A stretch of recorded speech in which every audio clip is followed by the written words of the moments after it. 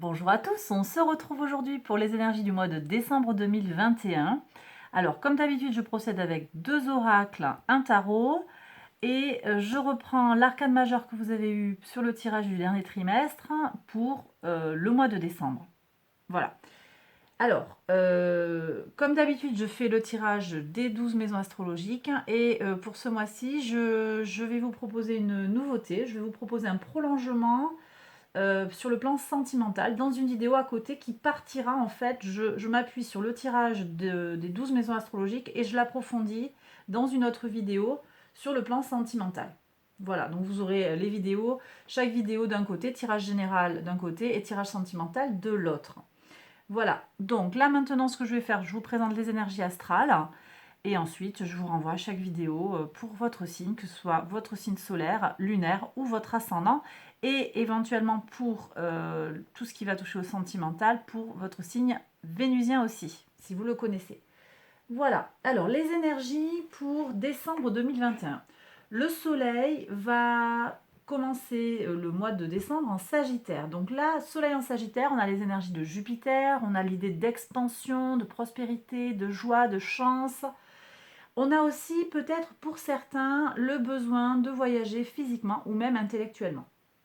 Le 21 décembre, le Soleil va transiter dans le signe du Capricorne. Alors là, on va accroître son besoin de structuration. C'est un placement du Soleil qui nous apporte sérieux, rigueur pour réaliser nos ambitions. Voilà, donc vous voyez comment on va changer de paradigme un petit peu. Donc, Soleil en Sagittaire, on est sur les énergies d'expansion de Jupiter, alors que le Soleil en Capricorne, c'est les énergies de Saturne qui sont un peu plus limitantes et aussi structurantes en fait. Hein. C'est pas forcément la privation, c'est aussi, ça peut être donc sur un plan positif, le sérieux, la structuration nécessaire pour arriver à ses fins, pour réaliser les projets par exemple qui nous tiennent à cœur. Bon, ok, alors qu'est-ce que j'ai à dire après sur les planètes rapides? Mercure. Mercure en Sagittaire jusqu'au 12, jusqu'au 13, pardon, jusqu'au 13 décembre. On a Mercure en Sagittaire. Alors Mercure en Sagittaire nous apporte perspicacité dans tout ce qui concerne la pensée sociale, que ce soit la religion, la loi, la philosophie. Là, du coup, ça peut être intéressant de voir comment ces énergies-là vont être utilisées en particulier sur le plan sociétal, sur le plan collectif. Il faut voir, ça peut être intéressant de regarder un petit peu comment ces énergies vont s'exprimer en société. Donc le 13 décembre, Mercure va transiter dans le signe du Capricorne, et alors là, on a une énergie un petit peu plus, je dirais, alors, on est plus dans le calcul en fait, un petit peu plus. Donc on utilise son intelligence pour arriver à ses fins. Mercure en Capricorne aussi nous confère ambition, praticité, organisation de l'esprit et parfois même ruse, encore une fois, pour alors arriver à ses fins ou en tout cas réussir ce que l'on désire réussir, hein, tout simplement. Vénus en Capricorne maintenant. Vénus reste tout le mois de décembre en Capricorne.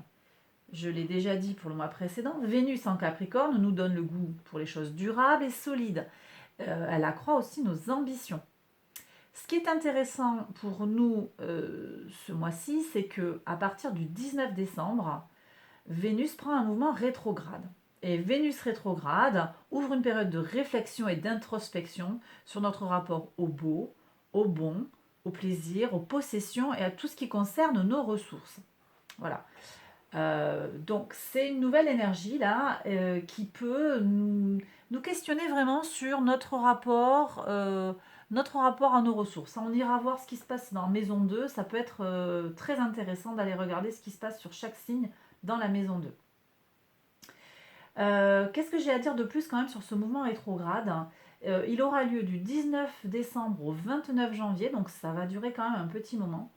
Et Vénus reprend son mouvement direct donc le 29 janvier, mais ne reviendra sur ses pas qu'à partir du 2 mars. Donc elle reprendra vraiment sa course directe en réalité, là où elle l'avait laissé, là où elle l'aura laissé le 19 décembre, elle ne reprendra vraiment son mouvement direct que le 2 mars.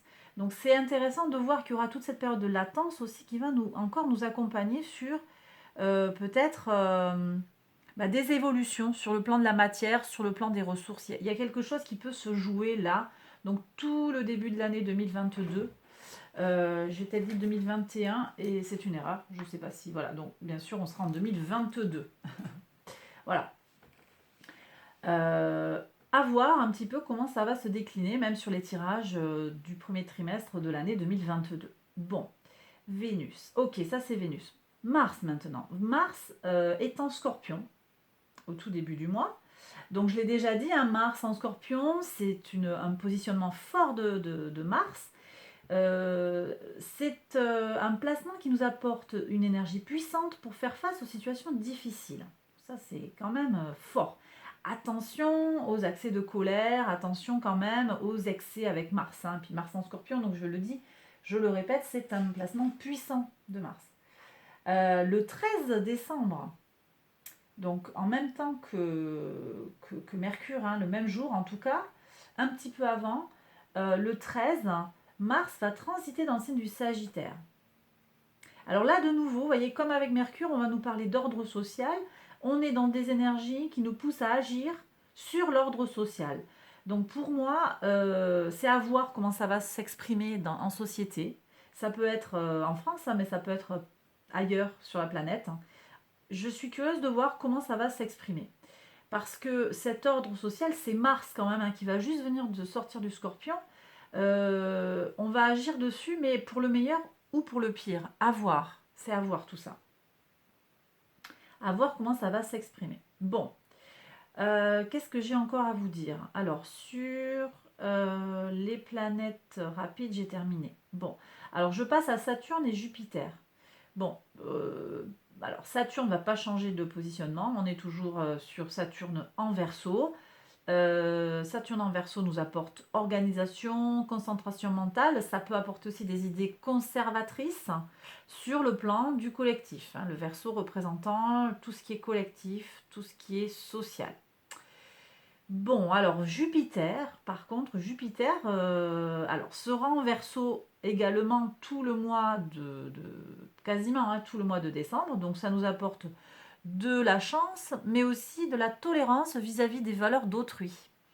Et donc, ça je l'ai déjà dit, hein, il y a cette opposition, en fait, ce contraste entre les énergies de Saturne et de Jupiter dans le signe du Verseau. Donc, bon, voilà, ça peut se manifester, je l'ai déjà dit dans des tirages précédents, par rapport à un peu de polarisation dans la société, c'est-à-dire des idées assez ancrées et pas forcément on n'est pas forcément dans le compromis là, mais plutôt je campe sur mes positions, je suis pro-vax, je suis anti-vax, je suis pro-masque, je suis anti-masque. On a un peu ce clivage qui est manifesté dans les cieux. Bon.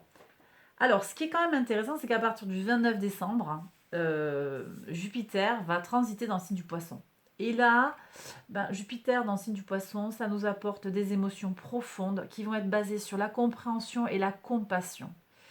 On avait des énergies de tolérance déjà dans le Verseau, mais là, on va avoir beaucoup d'empathie forte. J'ose espérer que ça va nous aider à nous accepter les uns les autres, voilà, sur le plan global, sur le plan sociétal. À voir ce qui va se matérialiser concrètement. Mais donc là, c'est à la toute fin du mois. Donc on verra après comment ça se décline et comment ça s'exprime sur 2022. Bon, alors après, on a les énergies de Neptune. Neptune reprend son mouvement direct le 1er décembre. Alors, le mouvement direct de Neptune, du coup, on sort en fait d'une période d'introspection sur le plan spirituel. 2021, ça a été très très fort sur le plan spirituel, j'ai dit intellectuel, spirituel, le plan spirituel, hein, ça nous fait travailler sur le plan spirituel. On est toujours avec de l'intuition, de l'empathie, mais on va être un petit peu moins peut-être en introspection et peut-être plus en expression, et donc un petit peu moins dans une intériorisation de notre spiritualité. Voilà. Bon, ça aussi, on va voir comment ça s'exprime pour chaque signe avec le tarot. On verra d'un peu plus près. Bon, après, Uranus. Uranus, toujours dans le signe du taureau. Envie de changer notre rapport à l'argent, mais il y a quand même un attachement bien matériel. On est dans le signe du taureau. Voilà. Qu'est-ce qu'il y a d'intéressant aussi? Les nœuds. Nœud nord, nœud sud. Il va y avoir un transit le 23-12. C'est assez rare pour le préciser, pour en parler. Le 23 décembre, donc, le nœud nord va rentrer dans le signe du taureau. Il quittera le signe du Gémeaux, où il a été depuis un bon moment, et rentre donc dans le signe du taureau. Le nœud nord, c'est ce vers quoi il est bon de tendre, ce vers quoi on va aller, c'est l'avenir. C'est intéressant aussi que ça transite dans le signe du taureau à ce moment-là, avec Vénus en Capricorne. Hein. J'ai pas parlé de Pluton d'ailleurs aussi, il faut que j'en parle. Parce que Pluton est aussi dans le signe du Capricorne. Bon, alors, donc, un transit du nœud nord dans le signe du taureau nous invite à rechercher la sécurité émotionnelle et matérielle. D'accord? C'est vraiment, ça va être un peu.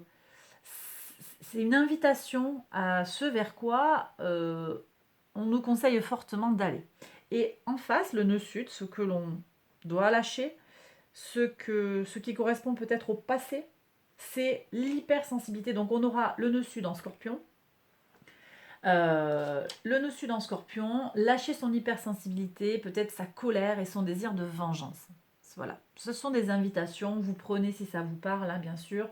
C'est très général, c'est très global, ça ne va pas parler pour tout le monde et à tout moment. Mais en tout cas, ces énergies sont là et c'est important de le préciser. Je reviens rapidement sur Pluton qui est toujours dans le signe du Capricorne. Donc on est toujours sur cette lame de fond qui là aussi dure depuis longtemps. Hein. Pluton tourne très lentement autour de la roue astrologique. Euh, Pluton nous parle des changements de structure de pouvoir, des changements de profession et des missions de vie. Il y a des choses profondes qui se transforment, d'accord? Des changements vraiment en profondeur pour nous, pour les sociétés aussi, au sens plus large. Hein. C'est pas que sur le plan individuel. J'ai pas, j'ai pas encore parlé de la Lune. Alors la Lune, on va avoir une nouvelle Lune en Sagittaire le 4 décembre à 12 degrés 22 du signe du Sagittaire donc. Alors là, ce sont des énergies d'expansion, toujours pareil avec Jupiter. Ça nous invite à partir, peut-être à voyager. Les frontières vont être réouvertes. Hein. Au moment où je fais le tirage, on a les frontières avec les États-Unis qui viennent d'être réouvertes. Voilà, donc il y a des choses qui vont pouvoir s'exprimer réellement dans la matière par rapport à tout ça. Expansion, voyage, quitter la maison ou partir aussi, ça peut être partir avec l'esprit. Hein, je l'ai dit tout à l'heure pour le soleil en Sagittaire, c'est pas nécessairement partir physiquement, c'est s'évader. Il y a peut-être un besoin d'évasion. Ça va être aussi l'occasion de chercher du sens aux choses. Hein, de trouver le sens des choses, de donner du sens aux choses qui nous arrivent. Pourquoi ça se passe comme ça? Qu'est-ce qui se joue dans ma vie? Qu'est-ce qui se passe en société là? Qu'est-ce qui... Voilà. Pourquoi? On cherche le sens. C'est aussi l'occasion d'étudier. Hein, la maison du Sagittaire, elle est associée à tout ce qui est études, mais aussi avec Jupiter, la chance, l'abondance. Donc c'est l'occasion aussi d'exprimer sa gratitude et peut-être même d'aller se détendre, de rire en fait, d'être joyeux. Voilà, donc ça c'est notre nouvelle lune. Je ferai un tirage bien sûr pour décliner là aussi les énergies signe par signe. Ok, et la lune à l'opposé du soleil, pleine lune en Gémeaux, le 19 décembre. Pleine lune en Gémeaux, on nous invite à ralentir pour mieux assimiler les choses, pour mieux assimiler les connaissances. Hein, on va essayer peut-être d'aller un peu moins vite, hein, de survoler un peu moins les choses. On ralentit aussi pour mieux connaître les gens. Voilà, donc on verra hein, un ralentissement sur le plan des échanges et de la communication. C'est pas forcément un frein, ce serait pas comme Mercure rétrograde par exemple, où il y aura peut-être des blocages, des frictions. Non, là c'est on ralentit pour peut-être approfondir la relation, être moins sur des choses qui vont vite et qui sont immédiates et superficielles peut-être, d'accord?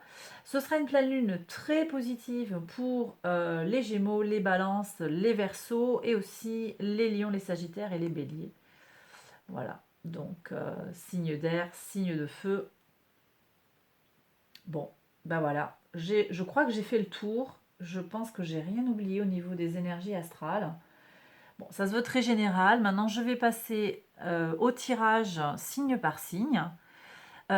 Si je ne l'ai pas fait encore et je veux le faire, on arrive presque à 2000 abonnés. On les aura peut-être dépassés au moment où vous verrez cette vidéo. Donc, bah, merci à tous pour tous ces abonnements. Merci beaucoup. Je suis très très contente de voir que voilà. Merci pour les likes.